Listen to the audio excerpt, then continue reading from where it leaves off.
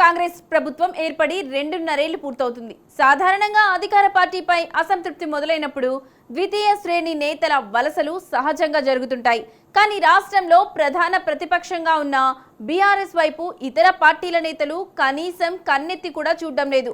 Car ఎక్కేందుకు ఏ ఒక్క నాయకుడు ఆసక్తి చూపకపోవడం గులాబీ శిబిరంలో అంతర్గతంగా జరుగుతున్న పరిణామాలకు అద్దం పడుతోంది. ఇంతకీ బీఆర్ఎస్ వైపు వెళ్లడానికి ఇతర పార్టీల నేతలు ఎందుకు వెనకడుగు వేస్తున్నారు? జిల్లాకు మోనార్కులా వ్యవహరిస్తున్న పాత నేతల తీరే కారు పార్టీకి శాపంగా మారుతోందా? Let's watch the story.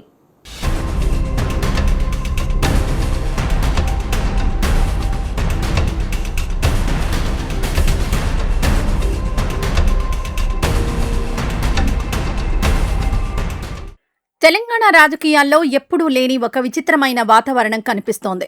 రాష్ట్రంలో కాంగ్రెస్ ప్రభుత్వం కొలువు తీరి విజయవంతంగా 2.5 ఏళ్లు పూర్తి చేసుకుంది. సాధారణంగా ఏ రాష్ట్రంలోనైనా అధికారంలో ఉన్న పార్టీపై సహజంగానే కొంత ప్రభుత్వ వ్యతిరేకత మొదలవుతుంది. ఈ దశలో రాజకీయ భవిష్యత్తును వెతుక్కుంటూ ద్వితీయ శ్రేణి నేతలు, అసంతృప్త నాయకులు ప్రధాన ప్రతిపక్షం వైపు క్యూ కట్టడం రాజకీయాల్లో ఆనవాయితీ. కానీ ఇక్కడ సీన్ పూర్తిగా రివర్స్ అయింది. తెలంగాణలో కాంగ్రెస్ తర్వాత అత్యంత బలమైన ప్రతిపక్షంగా ఉన్న బీఆర్ఎస్ పార్టీలో చేరేందుకు ఏ ఒక్క నాయకుడు కూడా ముందుకు రావడం లేదు. గత 2.5 ఏళ్లుగా తెలంగాణ భవన్లో ఇతర పార్టీల నుంచి వచ్చిన నేతలకు గులాబీ కండువా కప్పిన దాఖలాలు దాదాపుగా శూన్యం. ఒక్క జీవన్ రెడ్డి తప్ప ఎవరూ బీఆర్ఎస్లో చేరలేదు. బీఆర్ఎస్లో చేరడం వల్ల తమ రాజకీయ భవిష్యత్తుకు భరోసా దొరుకుతుందన్న నమ్మకం ఇతర పార్టీల నేతల్లో కలగడం లేదు. కారు పార్టీ పట్ల నేతల్లో నెలకొన్న ఈ నైరాస్యం ఆ పార్టీ అంతర్గత నిర్మాణంలో ఉన్న తీవ్రమైన లోపాలను బహిర్గతం చేస్తోంది.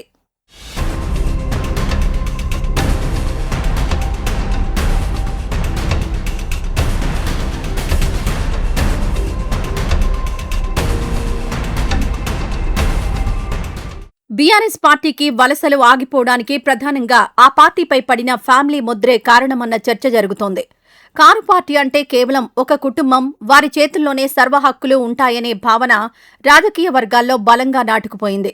దీనికి తోడు జిల్లాల వారీగా పార్టీపై పెత్తనం చలాయిస్తున్న మాజీ మంత్రుల వ్యవహార శైలి కొత్త నేతల రాకకు అతిపెద్ద అడ్డంకిగా మారింది. గత 10 ఏళ్ల కేసీఆర్ ప్రభుత్వంలో మంత్రులుగా చక్రం తిప్పిన నాయకులే ఇప్పుడు ప్రతిపక్షంలోనూ తమ జిల్లాల్లో మోనార్కులుగా వ్యవహరిస్తున్నారు. ఆయా జిల్లాల్లో ఏ నాయకుడు బీఆర్ఎస్లో చేరాలన్నా ముందుగా ఈ జిల్లా బాసులను ప్రసన్నం చేసుకోవాల్సిందే. ఈ మాజీ మంత్రులు కేవలం తమకు అనుకూలంగా ఉండే, తమకు భవిష్యత్తులో పోటీ రాని నాయకులకు మాత్రమే పార్టీలోకి స్వాగతం పలుకుతున్నారు. తమ ఆధిపత్యానికి ఎక్కడ గండిపడుతుందో అన్న భయంతో బలమైన నాయకులను, మాస్ ఫాలోయింగ్ ఉన్న నేతలను జిల్లాల్లోకి రానివ్వకుండా అడ్డుకుంటున్నారు. ఈ గుత్తాధిపత్యం వల్లే వలసలకు బ్రేకులు పడుతున్నాయి.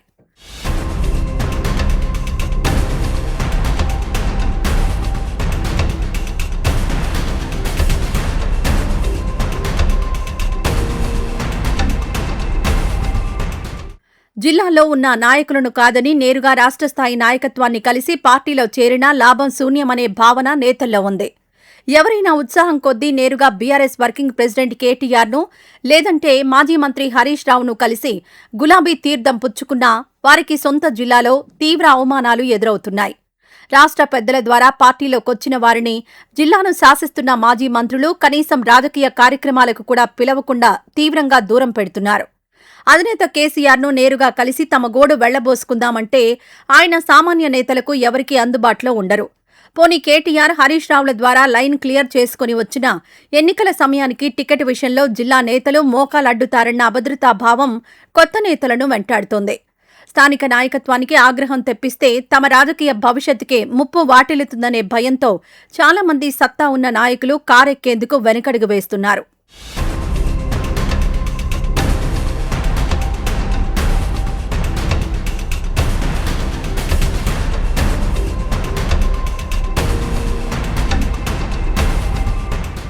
బీఆర్ఎస్లో ఉన్న ఈ అడ్డంకులు, అంతర్గత కుమ్ములాటలు పరోక్షంగా భారతీయ జనతా పార్టీకి లాభిస్తున్నాయి. అధికార కాంగ్రెస్పై అసంతృప్తితో ఉన్న నాయకులు, ప్రతిపక్షంలో చేరి పోరాడాలని భావించే నేతలు ఇప్పుడు కారు పార్టీకి బదులుగా కమలం పార్టీ వైపు చూస్తున్నారు. తెలంగాణలో కాంగ్రెస్కు ప్రత్యామ్నాయంగా ఎదిగేందుకు బీజేపీ కంకణం కట్టుకుంది. క్రమంగా రాష్ట్ర వ్యాప్తంగా తన ఓటు బ్యాంకును, సంస్థాగత నిర్మాణాన్ని పుంజుకునేలా చేస్తోంది. ఈ తరుణంలో బీఆర్ఎస్లోకి వెళ్లి జిల్లా నాయకుల చేతుల్లో కీలుబొమ్మలుగా మారడం కంటే నేరుగా బీజేపీలో చేరితే తమ రాజకీయ జీవితం నల్లేరు మీద నడకలా సాగుతుందని ఇతర పార్టీల నేతలు బలంగా విశ్వసిస్తున్నారు. అక్కడ కష్టపడితే గుర్తింపు దక్కుతుందని, టికెట్ల పంపకాల్లో స్థానిక పెత్తందార్ల బెడద ఉండదనే నమ్మకంతో బీజేపీకి ప్రాధాన్యత ఇస్తున్నారు. బీఆర్ఎస్లో చేరికలు లేకపోవడానికి, అదే సమయంలో కమలం పార్టీ వైపు వలసలు పెరగడానికి ప్రధాన కారణం ఇదేనని రాజకీయ విశ్లేషకులు సైతం స్పష్టం చేస్తున్నారు.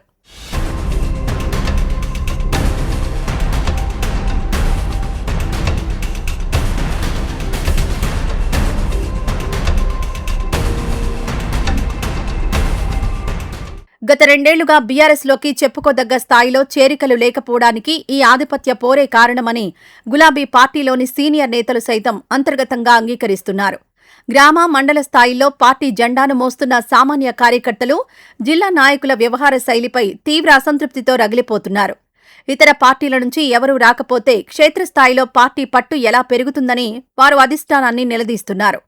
కేవలం పదవుల కోసం, ఆధిపత్యం కోసం పార్టీ పునాదులను దెబ్బతీస్తున్న జిల్లా స్థాయి మోనార్కులకు అధిష్టానం వెంటనే కళ్లెం వేయాలని కింది స్థాయి క్యాడర్ కోరుకుంటోంది. ఒక నాయకుడికి ఒక జిల్లాను రాసిచ్చే పాత పద్ధతికి స్వస్తి పలికి పార్టీ కోసం పనిచేసే ప్రతి ఒక్కరికి తలుపులు బార్లా తెరవాలని డిమాండ్ చేస్తున్నారు. ఇప్పటికైనా బీఆర్ఎస్ రాష్ట్ర నాయకత్వం గ్రౌండ్ రియాలిటీని గుర్తించి ఈ సంస్థాగత లోపాలపై దృష్టి సారించకపోతే రాబోయే ఎన్నికల నాటికి బీఆర్ఎస్ తీవ్ర నష్టాన్ని చవిచూడడం ఖాయమన్న ఆందోళన వ్యక్తమవుతోంది. అధిష్టానం మేల్కొని డ్యామేజ్ కంట్రోల్ చర్యలు చేపడుతుందో లేదో చూడాలి.